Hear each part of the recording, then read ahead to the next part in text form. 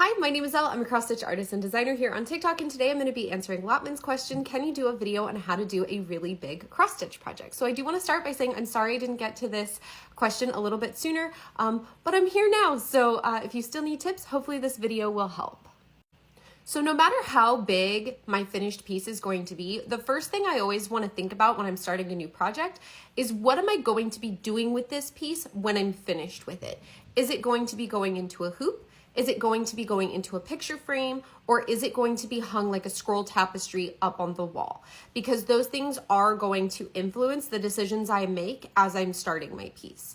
If it's going to be going in a hoop, I want to make sure that they have hoops big enough for the piece that I'm starting. Because you're talking about a really big piece, they're probably not going to be going into a hoop. But bigger pieces, I still might use a hoop to stitch the different parts of it as I go. But if I do that, I also need to keep in mind that when I'm done with my piece, I'm going to have to go back and iron it at the end. For instance, this is a large piece that I have done. It's not super massive, but as you can see, I did use a hoop and I moved that hoop around as I was stitching this piece. So I do need to iron this before I can put it in its finished frame. This is an even larger piece that I've made. As you can see, it does not have those big hoop marks all over it. And that's not because, it's because I didn't use a hoop. This one, I actually clamped the top edge down in my craft stand, and I did free stitching on this. You can also free stitch any of your pieces. As you are stitching, you just gently roll up the side of the piece so that you can work closer, or you can roll it under to the back if that's easier for you to hold on to. I like rolling it to the front so that as I am piercing the needle up through the back, I don't accidentally catch any of this fabric. If it's rolled onto the back, you might accidentally catch the edge of your fabric as you're stitching. So that is typically how free stitching is done, is by just rolling up the different edges to get to the part where you need to work on. Your other option for pieces that are about that size and larger is to use a scroll frame. I did not use a scroll frame with that one because my scroll frame is currently being used for my massive tapestry piece. So let me show you what that looks like. As always, I do want to preface this by saying that my scroll frame is on steroids. Most people don't have one this big. I actually had to make custom modifications to make mine this big. Most of them are much smaller, like 1.5 feet wide, 2 feet wide tops. So my scroll frame is 5 feet wide. Currently, these bars are removable so that I can put in smaller lengths of dowels if I'm working on skinnier pieces.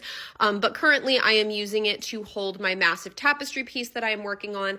And because it's so big, I do have it in a complete stand that supports the entire thing so I can stitch and work on this, you know, as I need to without having to, disassemble it and everything and like try and balance it on stuff and whatnot. Once you have figured out what you're going to be doing with your finished piece and how you're going to actually do the stitching, whether you decide to use a hoop that gets moved around, whether you want to do free stitching, either holding it in a craft stand or just free stitching it by yourself, or whether you want to use a scroll frame of some kind, the next thing you want to do for starting a big piece is I always recommend doing a grid of some kind. The reason I think gridding is so important, especially with big pieces, is it allows you to double check as you're going and make sure your stitches are being placed correctly. I personally grid the backs of all of my pieces. I do not put my grids on the fronts. If you do want to put your grids on the fronts, that's totally fine. I recommend using either a water-soluble pen or a friction pen.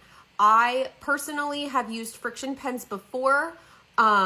Be aware if your piece does get cold, the ink may show up again, but the nice thing about the friction pens is you can literally use a blow dryer and blow dry your piece and the pen marks will fade and disappear. Alternatively, if you're using a hoop and a friction pen, you're going to have to iron the piece anyway. The iron will make the ink marks disappear as you're getting those creases out from the hoops. If you are using the water soluble pen, especially on a big piece, like you do have to wash that out with water when you're done. That might be a little bit difficult on a much larger piece. So personally, I would probably go with the friction pen if you're going to be making your grid marks on the front for a very large piece. The nice thing about working with grid marks on a piece is it means you can literally start anywhere. If you're not using a grid, typically you start in the center of your piece and you work your way out, which is very difficult when you're working with a much larger piece. If you have those grid marks, you can literally start wherever you want. So as you saw on that big tapestry piece, I literally am starting in the bottom left-hand corner and I'm working out across, and then I'm gonna be like working up and out as I go. That's sort of the plan for that piece. But I know other people who are tackling that particular pattern in that project in very different ways. So it is personal preference and what you think is the best way to go about it.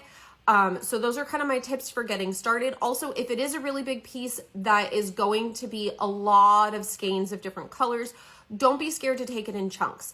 Get a few colors that you know you're going to need to work with, and every week or every month go and buy just a few more colors. That pattern at least has like over 100 colors, I think, that it uses.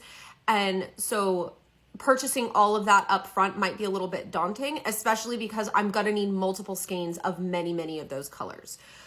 Because I am a professional, I happen to have all of the DMC floss colors, at least some, like at least a single skein of all of the DMC floss colors on hand. So I didn't have to worry as much about an upfront cost, but as I have to buy more skeins for these colors because this project is so big, I'm going to be buying them as I need them. I'm not doing the math and figuring out how many I'm going to need and making that purchase all up front. I hope that helps. And if you have any further questions that I can help you with, please don't hesitate to drop them into the comments. I am working really hard to get caught up on all of the questions that have been left in my comments. I know I'm a bit behind, but I promise I'm working on it. And I'm trying to get caught up on all of those. So anyway, thank you so much for asking your question. If you have any more, feel free to ask. As always, happy stitching.